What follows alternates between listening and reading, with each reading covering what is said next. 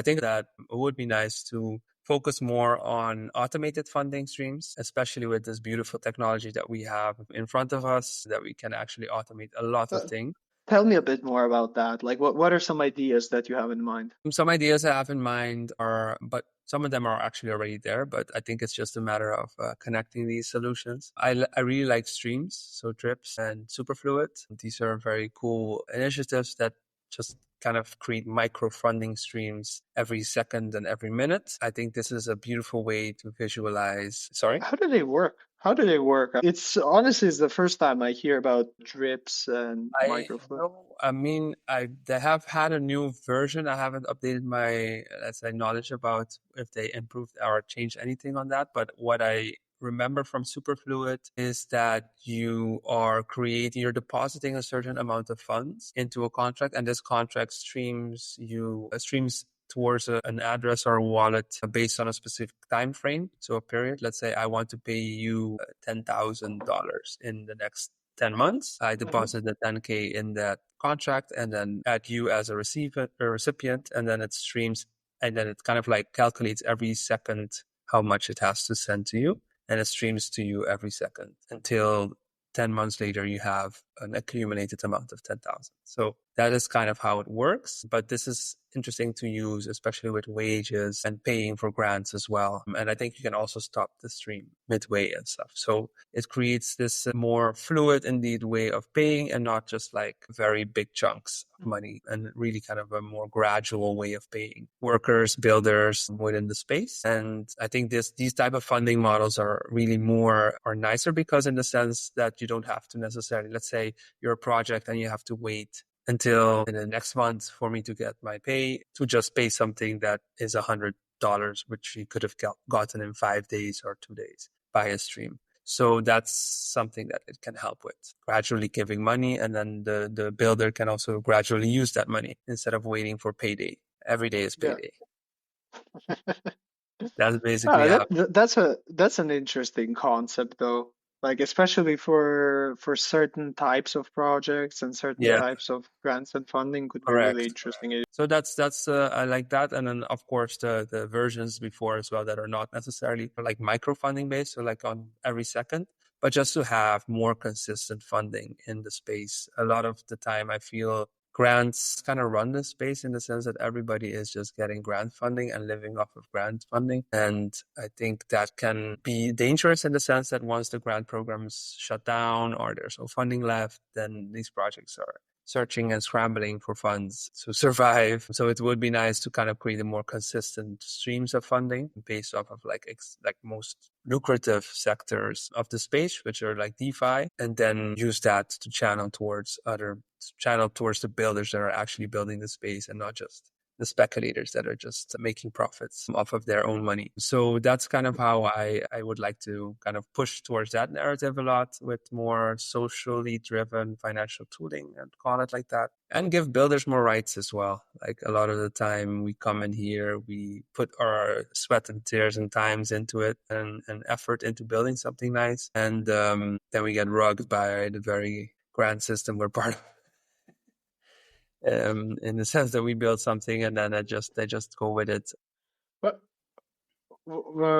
because also, like, when it comes to the grants, and as you said, that I absolutely agree. It can be risky if a project just relies on grants. It's actually super risky. But what are some other ways that maybe, even because let's say a project is eligible, comes to your cohort, they get approved, but there's definitely other ways that during that 12-month period they can get that additional streams of funding or crowdfunding or something like that. Would love to hear if you've seen any examples that have done this efficiently, or if you have tried anything else as well. First of all, I think projects should not be scrambling within 12 months for funding somewhere else. I think that should just, like, the grant program should just fund your builders. Whether it's retro funding or not, just kind of give them something, because living costs money and builders have to live too. That's my first take. And then the second, I think it like what we did as well is like we did apply for Gitcoin rounds and other type of funding mechanisms around public goods funding programs. But a lot of we had our own funds as well. We also had a treasury that could like help us, but we applied for Gitcoin as well. So we got some extra funding there. But I think that should be the exception and not the rule. So Understandable. No, that makes perfect sense though, because in the end, it's like even during those first 12 months, a lot of builders, especially if it's a new project, you're still just figuring out yeah, exactly. And like what is happening, what is going on. the other thing is that we're getting paid in OP tokens, and it's at the moment it's a speculative asset. It's not like a stable income, or it's not a stable currency in that sense. It's kind of like stock options or something. So what we have, for example, budgeted a year ago is now worth way less, about like 60 to 80% less than what it is today when we receive it. So it's even more harder punch into the gut. Just you have to wait, and then you wait, and then you get less than what you actually were planning to fund with your work with. So it's definitely not the best system. Do you think like how do you think it can be made better or like completely flipped upside down? Like I think if you were to like look at it and change some things, like what would you do? I think certain parts can be milestone-based funding, so that you're actually doing the work, and it's a less longer period that you have to wait if they really want to focus on retro funding. So you have to do the work and then get paid. I think that's the first one, and another chunk is kind of like a bigger reward after the 12-month period. So I don't know, 60% is for the 12-month lockup, and the other 40% is actually to fund your jumpstart and fund your start for the first 4 months or 5 months of you building. But cohort 6, if I'm not wrong, was like that. Sorry? Cohort 6, season 6 was something similar. Yeah, they had that. a funding program, but that was not the builders program. That was No, I it think wasn't the builders program. a It was a marketing bit different. yeah, it was actually an incentive program that they set up where 40% of the OP tokens are released at the start, and then but those OP tokens are only allowed to incentivize your users. So you're not allowed to fund yourself with it. I haven't seen That was kind of so they're like, for essentially it's like you can use them as to incentivize mints, to incentivize people to come in correct. and use your app.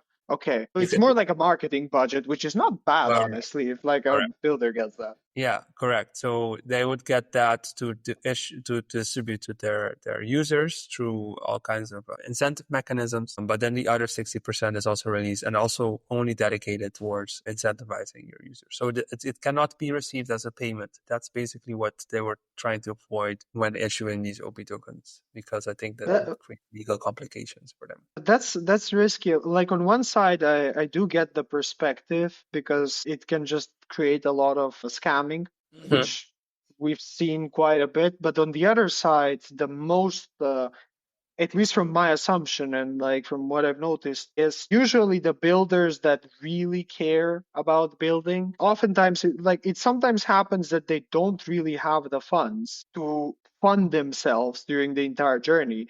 But now, because of these limitations, even though they're super dedicated, they're kind of locked. So what happens to all those builders, especially builders that are coming from like South America or Southeast Asia? There's so many that would love to do something, but because of this 12-month lockup or because of how grants are structured, they just cannot. Correct. And I think a solution for that could also be like a loan-based, so that these tokens are kind of collateralized for a specific percentage of loan.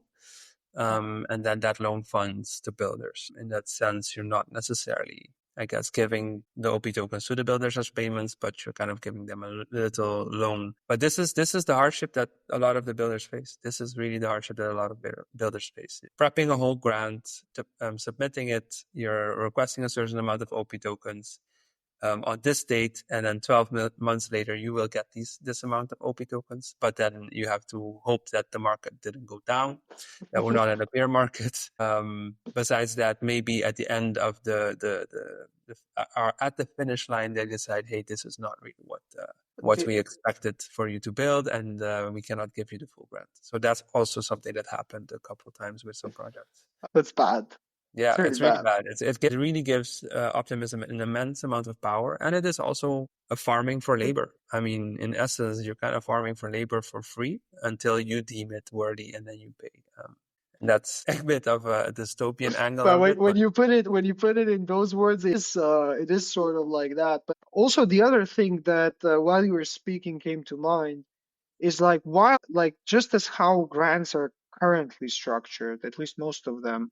And if the builder, like some projects just naturally, most projects in fact, like naturally require a bit more time to actually build something that's lasting. Yeah. But like because of how short-term focused is, and depending on how much funds the builder has in the first place, at least I see like a lot more incentivization goes to short-term projects, practically just get stuff out there and build stuff rather than build some stuff that will last. Correct. Yeah, I do think that it needs to be like in the middle, of course, like buildings, you do Of have to course, like build something like an MVP or something quick to show.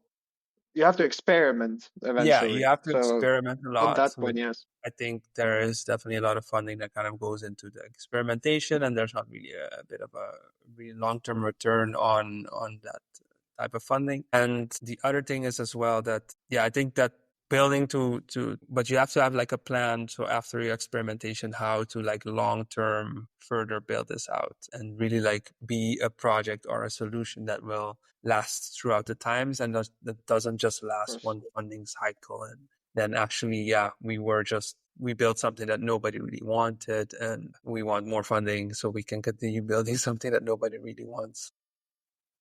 Oh well, it's actually the case for a lot of That's things correct. happening in the blockchain. No, that's the thing, and I think it's also because grant councils and funding committees have not a very strong. That's where I think Optimism did very well with its intent and visions and stuff. But a lot of other grant councils don't really have a strong vision of really their ecosystem, where it needs to go, what is really needed at a certain time. So that kind of creates these let's say projects that are grifters that come through and say, hey, we're going to build this great thing for you. And then really no market research, no understanding of users, and then just get funding because it sounds good. And then they build it and nobody uses it. And then they come again to request a second round of funding to continue building something that's really not really. But the second round, you even have the authority already built this first thing. Yeah, exactly. Hey, look, we did it. Now fund us again. Like that's how it kind of goes when, yeah, the metrics are not there. Which I think I do have to applaud Optimism on the sense that they're starting to use way more on-chain metrics, but it's still a limitation in the sense that it's not measuring all the type of work and type of value that is created by builders and protocols. So the on-chain metrics, I think recently in season 6 and 7, they really started to use them, especially for retro funding rounds. So they kind of wanted to automate that based off of an application's usage. So you have to think about like the amount of transactions your application does, the amount of interactions your contracts do. And they have a bunch of various on-chain metrics that they look at, and they see this as like every transaction is a fee that is being paid, and that is contributing towards the Optimism Superchain's revenue model. And that should be rewarded. So the more transactions you do, the more you interact on chain, the more you will be rewarded by the retro funding rounds that happen every month, I think. So this is a way that Optimism starts to really focus on I would say real on-chain usage. But the question is always, are they actual real users? Are they actual real valuable transactions, or is it just somebody trying to arbitrage back and forth between the token, or is it some wild bot going at it on chain? That's really maybe they're trying to do it with attestations and stuff, but I mean it doesn't matter, right? If it's a real user or a bot, it's still transactions, it's still fees, and it's still revenues. Yeah, for them it doesn't matter. They'll get rewarded. Understandable. The other thing that I see over there is like, okay, you have the focus, like Optimism, for example, focuses on the on-chain actions. which Mhm. essentially are transactions. But what happens with literally the 99% of everything else that needs to bridge the real users to the on-chain world in the first place, which cannot be, it's honestly much harder to track with either Yeah. traditional or on-chain because it's essentially building that bridge. But like what happens with that? Like why aren't many people talking about that or considering that? Because just on-chain is just on-chain. Just traditional is just traditional. So what's there? Yeah, I think that's also a big reason where I think the metrics based funding kind of falls short. The on-chain metrics based funding falls short because indeed there is work that happens off-chain to get people on-chain to begin with, and that's not really there's no really a funding Yeah. avenue anymore in Optimism that really dedicates a certain amount of funding for this. Either they're just on their high horse in the sense like, hey, we have enough fun, we have enough members and users right now, we don't need anymore. Or they're just our shareholders, our investors are breathing down their neck really and saying, hey, you guys promised us revenue, so start building, giving us revenue.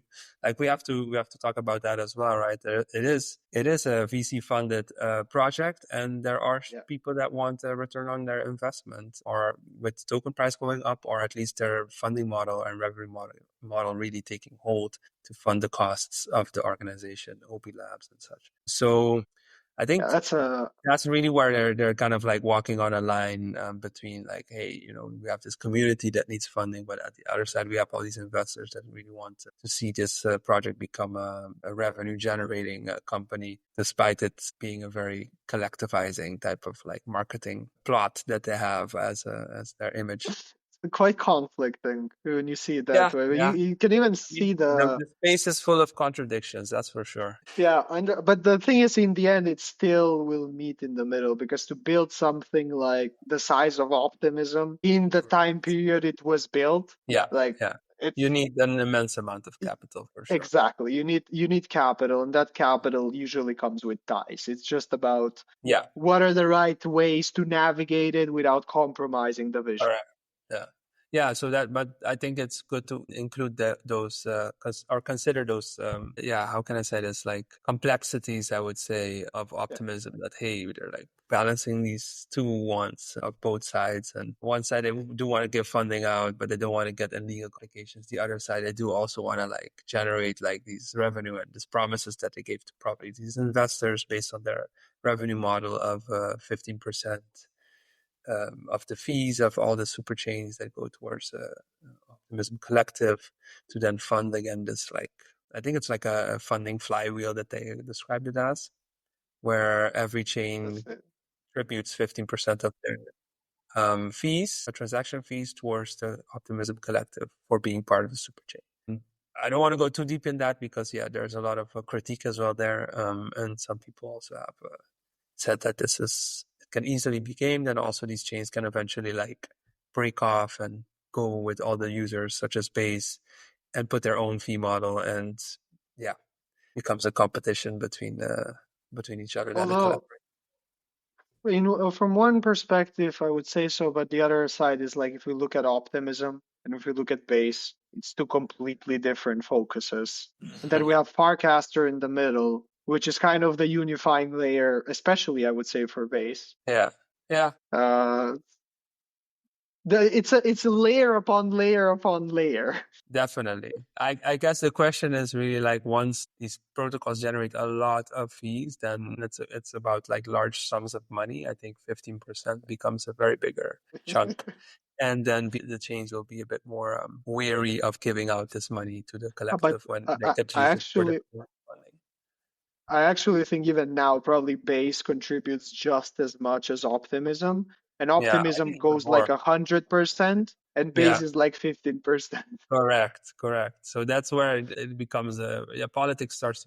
There will be a friction of interest, I think, in the long run when these funding fee models become immense, and they can indeed say, "Hey, we're the ones contributing the most, and why are we paying so high?" Like you guys are not paying a And lot collective. So I mean, these are political things that happen in the real world as well. If you can see, for example, with the exactly. US and NATO and such like that. So I don't think that the chains are gonna be any this. So Who knows? It's a bit different vibe in the yeah, super chain. So let's see. let's see. I hope for the best. but we always prepare for the worst. Ruben, it was a pleasure actually having this conversation with you. Is there anything you'd like to share that maybe we haven't touched on, or actually the final message that you'd like to leave the listeners with? Yeah, I'm happy that I'm here, and I'm really excited for people to explore obdollar.xyz. Reach out if you have any ideas. Also, if I reach out on the forum, you can also find us on the forum or on the Discord of Optimism. Join in. Yeah, let me know what if you have any ideas, source funding, and I hope that more people are thinking about solidarity, ways of funding each other. So yeah, the only way to kind of get out of this is together. So yeah, let's pool our money together and fund each other if our grant programs can do it. There you go. And in the description, there also will be the links to so you can contact Ruben. And thank you for tuning into this episode. Ruben, thank you as well. And until next time. Thank you. Of course. Thank you so much, Kris.